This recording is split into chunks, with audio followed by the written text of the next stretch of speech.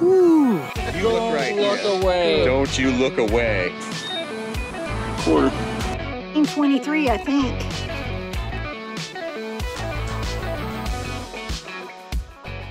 Your Garrett Apex is an ideal detector for looking for coins in all types of terrains, from the city and the parks, to the lake shores, to the coastal beaches.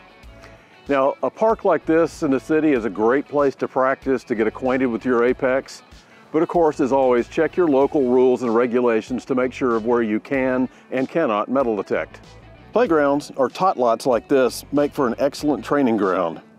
Using a small shovel or a handheld recovery tool, you can easily dig down into this bark mulch to recover coins, trinkets, and sometimes even lost rings.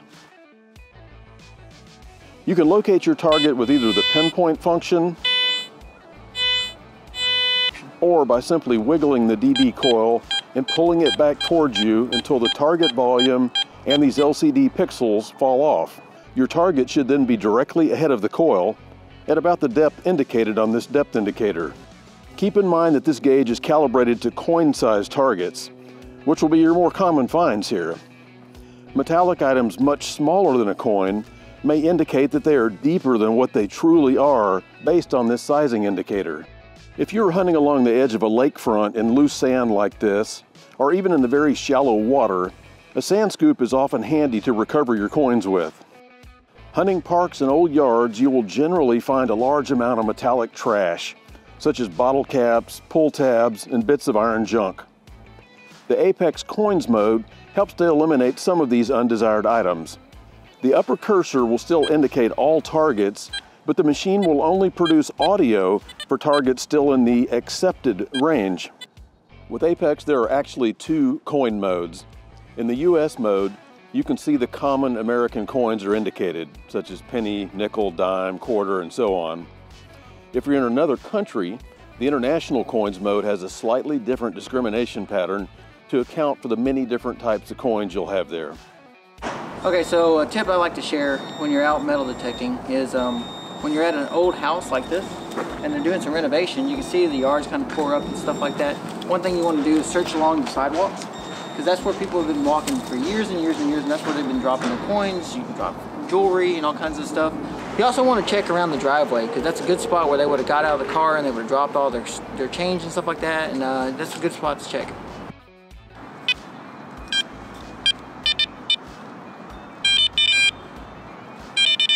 That sounds good, but a sound like that, it's an overload, it's something shallow. Could be multiple targets. They're all hitting 70s, 80s and all that. Since they're double blipping like that, a lot of times it's going to be just under the surface. I can usually find stuff like that with a pinpointer. Like there it is right there. The quarter. But it was blipping real good. Let me swing back over it again. I'm going to set this quarter over here. Hear all those multiple blips like that? That's indication of multiple shallow targets. Oh, there's a penny.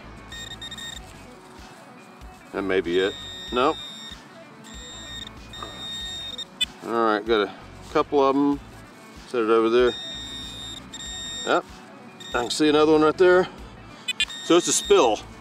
So all that multiple blips like that, double blips and multiple blips kind of indicate shallow targets and or multiples. So in this case, coin spill. Don't even have to dig when it's shallow like this. Probably got it all. Nope. Nope, there's one more. It is a dime. So 5 or 6 coins there. Oh, another one. Quarter. So if you heard that before, all the double blipping like that, that's shallow and multiple. So in a beach area like this, coin spills are not uncommon. Then when you think you got it all, again, here they all are close together. It's not as much, but when they were spread out, you could kind of hear a little bit of multiple blipping going on like that. Double check again when you get them up. Yep, sounds like there's at least one more over there, so that's what your pinpointer's for. And that's what your detector is for, to double check.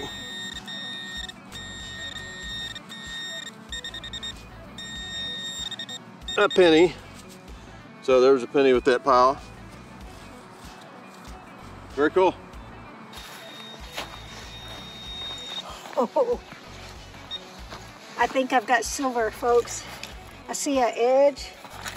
I was getting a hit on my apex in the 80s, bouncing a little, but I see it.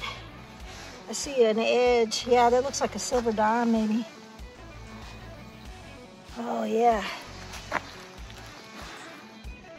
Let's see what this is. Oh, I see the pillar. I think it's a Merc. And my water, I seem to have left that in the vehicle. Let me see if I can wipe off just a little part where the date might be. See if I can get a date here.